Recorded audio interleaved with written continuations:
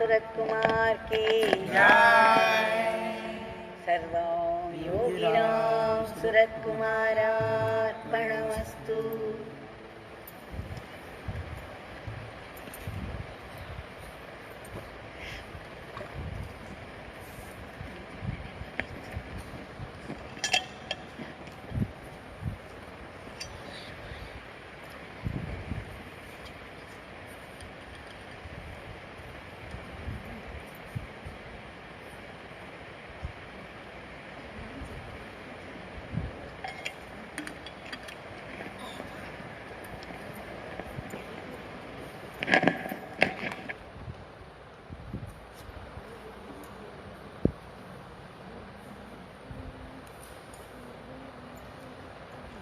This evening, we got this wonderful opportunity to sing the name again.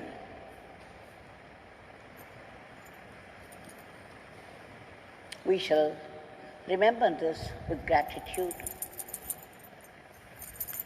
because this is no small blessing. Today, we shall take up a wonderful theme, the theme of unity and brotherhood.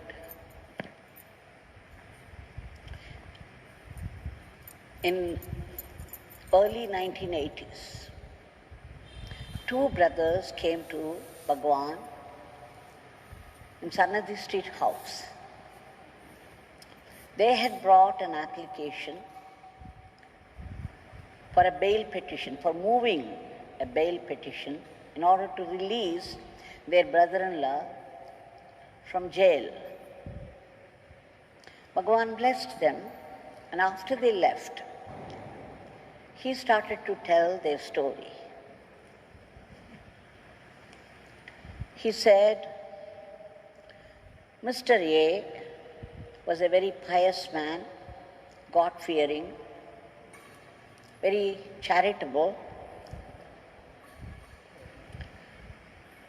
and he gave a loan of 15 rupees to his brother, Mr. B. So that was okay. This pious man was also generous. Somehow, in front of people, because it was taking a long time, in front of his friends, asked his brother, Mr. B, for the return of that money. He has been very pious, generous, giving donations, a magnanimous type, but it must have been fate that he forgot his piety, he forgot his worship of God. Somehow, in a moment of worldliness, he asked for the return of that loan. Mr. B got wild. He not only not gave the money, but began to assault him physically. Mr. A and his friends were physically assaulted. That night, Mr. B happened to die. So the next day morning, Mr. A, who was also devoted to Bhagwan, came rushing and told Bhagwan with a certain smug smile, Swami, this brother of mine, Mr. B, he not only refused to give the money, he also insulted me, assaulted us, and God gave him punishment. He died. But Swami got irritated. Swami said, don't think that you have escaped it. The very fact that there was a quarrel between you and your brother yesterday night, just before his death, the police would connect the two. and there will be trouble for you. Swami retorted, don't be smug that your brother got the punishment from God. It's coming for you also. Why? You were always generous, God-fearing, pious, and despite all these virtues, you chose to think of money. You asked for the return of that loan. 15 rupees is nothing. But you chose to ask for the return of that money, and that is why the whole thing followed. So you cannot now escape from this. And true to his word, he was jailed. Mr. A and his friends, all of them together, were jailed. And the investigation was going on. They had applied for bail, but it was denied because they suspected murder. Now these people had brought a bail petition to be taken to the High Court in Chennai, and that's why they were there to get his blessings. And then, after narrating the story, Bhagwan said, he made this point, where there is faith, fate will not work. Where there is faith, there will be no fate. But he said, you have to remember God constantly. You have to be alert, vigilant, and remember God constantly. Even a minute's lap, fate will enter and do its havoc. Just a minute's lap, for a minute or two, even for a fraction of a second, the fate will overtake and you will be reduced to helplessness. He said that is why one should remember God constantly. In moments of weakness, the mind would go after worldly things, and along with the world, fate will also enter. All the negative forces are waiting. As long as you are chanting the name, you are remembering God, these forces are kept away. But the minute there is a lapse, these forces will not miss that opportunity. They will swallow you. And then Bhagwan went on to quote, remember in Ramayana, Kaikeyi was very fond of Rama. She was remembering Rama all the time because of her prema, because of her love for Rama. She was remembering him all the time, but when Manthara started lamenting, she was distracted for a moment, and the distraction led to her listening to Mantra. And then what followed was history. As long as Kaikeyi remembered fondly Shri Rama, everything was going well. A moment's lapse, the Mantra came along and she began to listen to Mantra, and then it's simply listening to Mantra, that moment she forgot Rama, fate overtook. So Bhagwan again and again warned the devotees there not to forget the name of God. Now we shall shift the scene to another place. Shri Kanakavel Rajan, a zoology professor, he entered into, I think it was in 1987, he entered into a bakery business with his own sister. But after some time, there was a difference of opinion between the two of them, which developed in course of time into mutual mistrust and even exchange of harsh words, so much so at one point his sister became belligerent and she said, look, you never invested. He had put 10,000 rupees. He had invested 10,000 rupees, but because of the quarrel, because of the misunderstanding, because of her frustration over something, the sister declared that he never invested, he never gave any money for the business. Naturally, he was very upset about it. He was grieving. He rushed to Bhagwan. He wanted to tell Bhagwan his tale of woe. He wanted to complain bitterly about his own sister because of her behaving strangely. But before he started, Bhagwan started something. Bhagwan asked him what he was doing. He said he was teaching zoology in a college. Oh, you are teaching zoology. Do you teach evolution? Yes, Swamiji. Can you tell something about the theories of evolution to this beggar? And then Shri Kanakavel Rajan began to elaborate on the theories of evolution, Darwin's theory, and he came down to explain the theory of mutation. Then Swami immediately asked him what was mutation, what mutation was.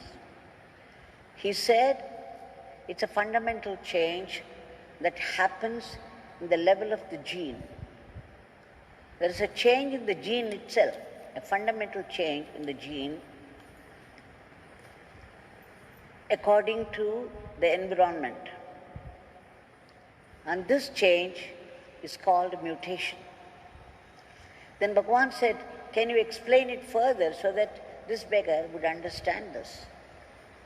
Then he said there was an industrial town in England, and the industries, that was the peak for the industries, and they were belching so much of smoke from every factory. The whole place, there was a thick film of soot everywhere. Now these butterflies, which were very colorful, when they went and sat on this black, thick layer of soot everywhere, they became very conspicuous to their enemies. With the result, they were picked up by the birds that ate them. And so there was a decline in their multiplication. So what happened after some time, the butterflies began to develop. There was a change in their gene level that the butterflies that came after this, they were not so colorful as their ancestors. There was more and more darkness, a tinge of darkness in their color. And finally, black butterflies, matching the color of the suit, it evolved into black butterflies, so that whenever they sat there, anywhere, they would not be conspicuous, and the enemy birds would not pick on. He said this is mutation. In self-defense, they developed this change in the gene level, and this is called mutation. Oh, now this beggar understands. A fundamental change in the level of gene in order to protect oneself. Now this beggar would like some mutation in you. And now Dr. Kanakavel Rajan was perplexed. He was very confused. What is Swami saying? Swami said, how much money you put in your bakery business? He was stunned. He was yet to start complaining. He had not given any details to Swami, but here Swami was coming straight to the point, and he was asking the capital money that he put. How did he know? And what was more, what was happening was just the reverse of what he thought. He said, 10,000 rupees, Swami. Now she denies that I put any investment at all. Then Swami said, she is your sister after all. Why don't you gracefully give in? Why don't you think it's okay if she takes the money? Probably she's in trouble. So why should you fight with her for this? You can be more generous. After all, it is your sister. She is probably carrying a burden of debts. For some reason, she has become bitter and picked up a quarrel with you, and it has come to this level. Why cannot you go above her? Should you be, if you think that she is bad enough, should you be equal to her? Can you not go above her?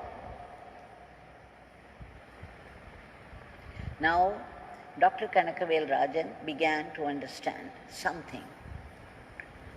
Swami was demanding a fundamental change in his very attitude to life.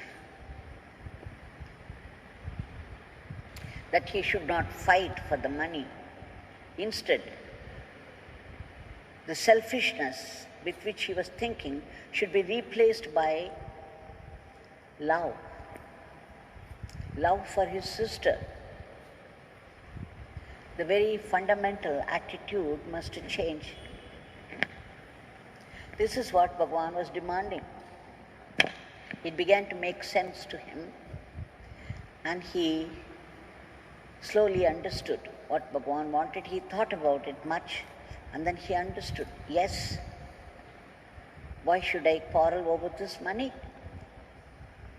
This money I could always earn in some way or the other. But if I am generous about this, maybe this will bring about a good change in her also. And then she may even be nice to me. And that would build up a kinship between the two of us, which we have forgotten over money. And so that brought a mutation in his fundamental attitude to life. That Bhagwan taught him to look through love, the eyes of love. When love replaces selfishness, the effects would be very unique.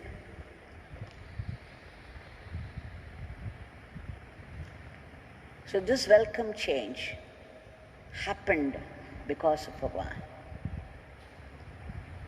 Now there is a story of a farmer. I believe he had a huge farm, and he was going in only for quality seeds. And then he took such care of the crops. They also rewarded him.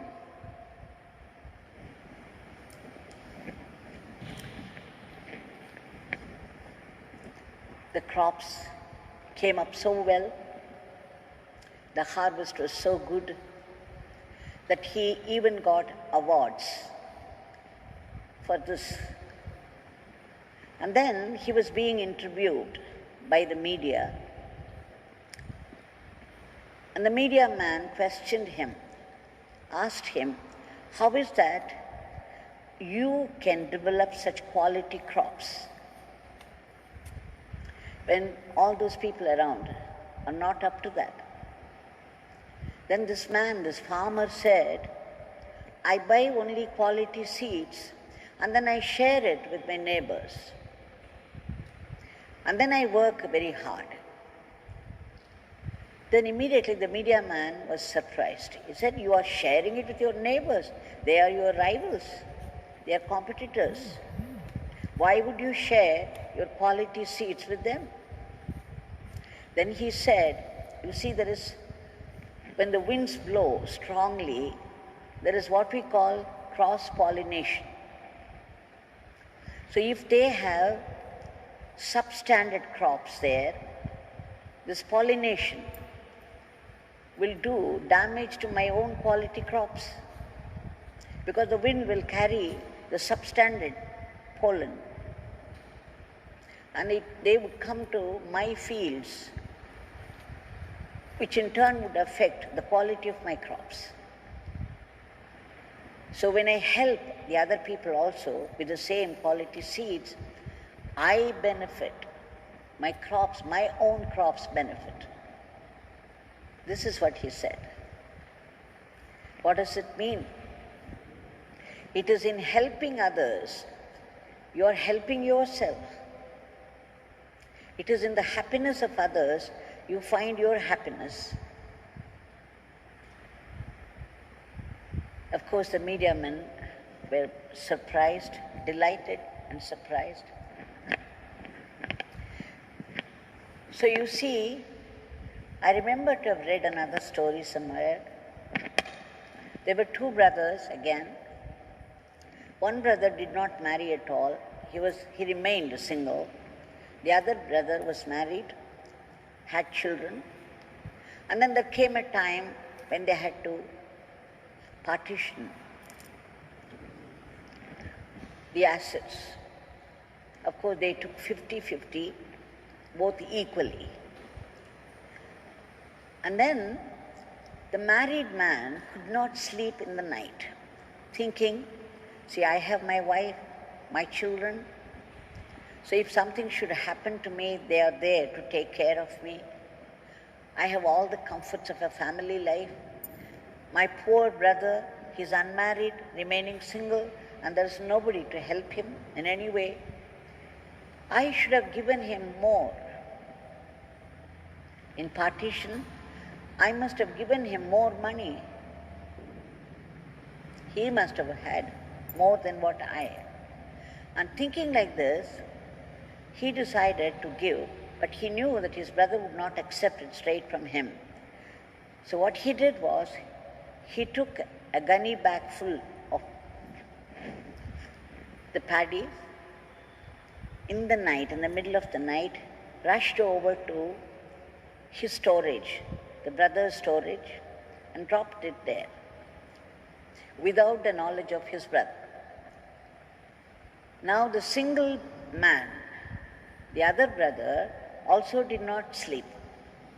He could not sleep, thinking that, okay, I am not married, I am single, whereas my poor brother, he is married with children, he needs more money. What have I done? I have taken half of that. I have taken half of the assets. This is not fair. But if I give him directly, he would not accept it. So what I should do, in the middle of the night, without his knowledge, I would carry a gunny bag of grains to his side and drop it into his storage without his knowledge. So immediately he rushed. But both were doing it at different times, so one brother did not know the other brother was doing that. But one day it happened that both met, each one with a gunny bag meant for the other. And they found out. And their celebration of love, when they knew how the other brother felt for his sake, it was only celebration of love. And I believe, hearing about these brothers and their attitude to each other, when the village people wanted to build a temple, they wanted a holy place, a holy land for building a temple for their deity. And they chose this place where the brothers met. Out of love, they wanted to sacrifice for the sake of the other. Such is the glory of love, the glory of brotherhood, the glory of goodwill. I believe somebody went and asked Raman Maharishi,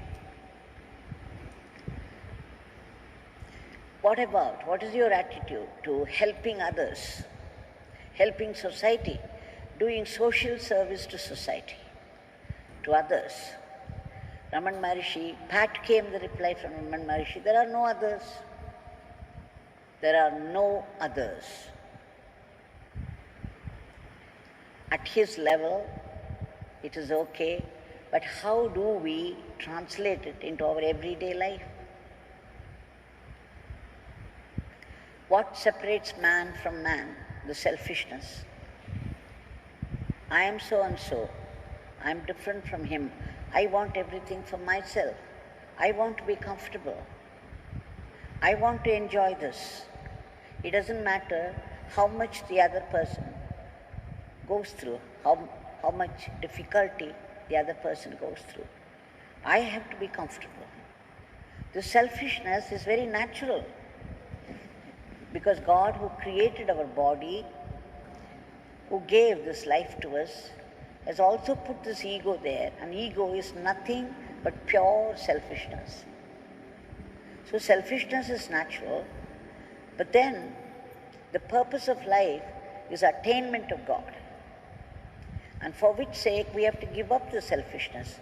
Giving up selfishness is spiritual life. It is spiritual sadhana. How do we do that? Forget your own selfishness, replace it with love.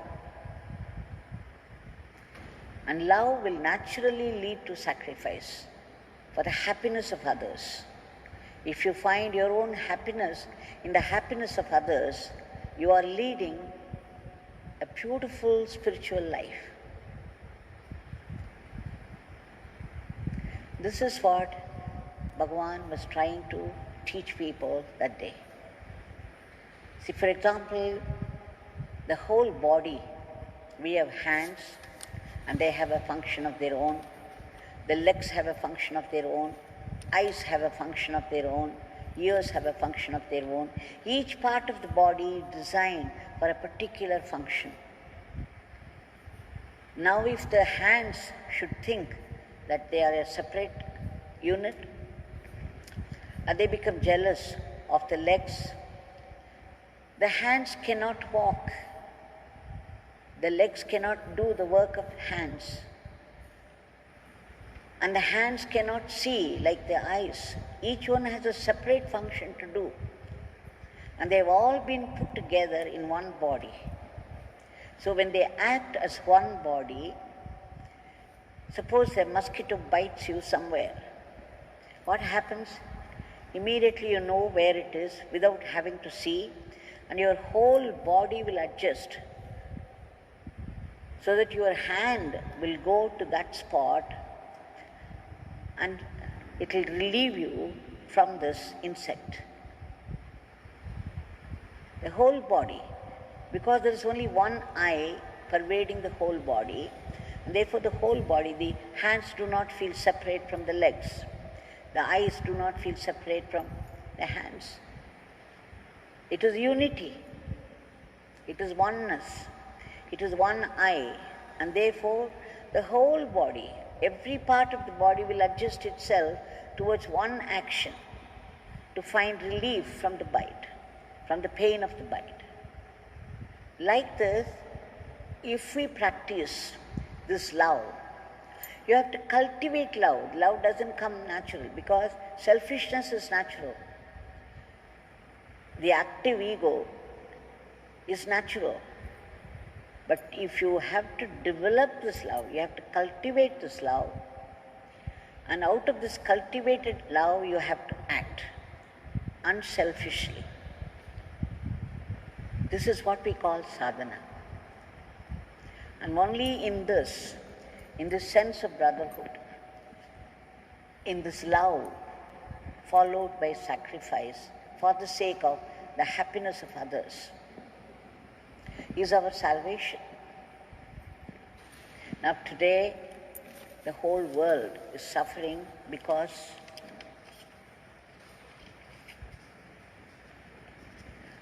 of the sense of separation, because of the selfishness. There is selfishness at every level. Because of this selfishness, there is corruption. There is violence. There is enmity. And this has led to the state of suffering that we are in today. We have invited this. We have asked for it by our own selfishness. There is so much violence everywhere. For which what can we do? How can we cultivate love? How can we translate this oneness into our daily life? Now, we have to beg God for His mercy, for His grace. It's only in remembrance of God one can find this love. Only in fearing God we will cultivate virtues. We will cultivate love. Bhagwan often said, very difficult to love everybody in this world. But if you have love for God, and if you do seva to God or Guru, it is equivalent to doing seva to the whole world.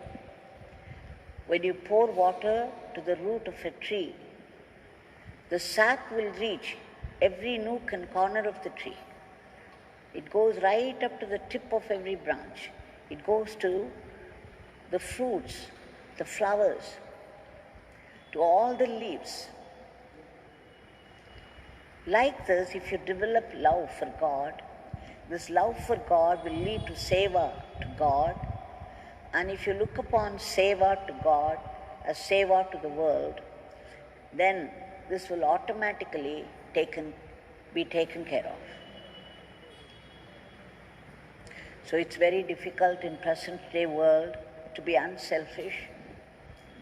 Even to cultivate love for other people is very difficult. It can only be done as sadhana, and for that we have to be devoted to God. We have to hold on to God and chant His name, remember Him, remember Him, remember Him. By remembering His name, Bhagwan said, the main purpose of life is God. Constant remembrance. We cannot attain God. Attaining God is not in our hands, but remembering God, making an effort to remember God is very much in our hands, because our ego is active. The self, ego self is active, so ego self effort is necessary. So what is that effort? Remembering God. And Bhagwan said, remembering the name of God is remembering God. Remembering the name of God is constant chanting of God, chanting the name of God. So we shall beg Bhagwan for constant remembrance of His name and appeal to His boundless generosity to free the entire humanity from the clutches of this terrible virus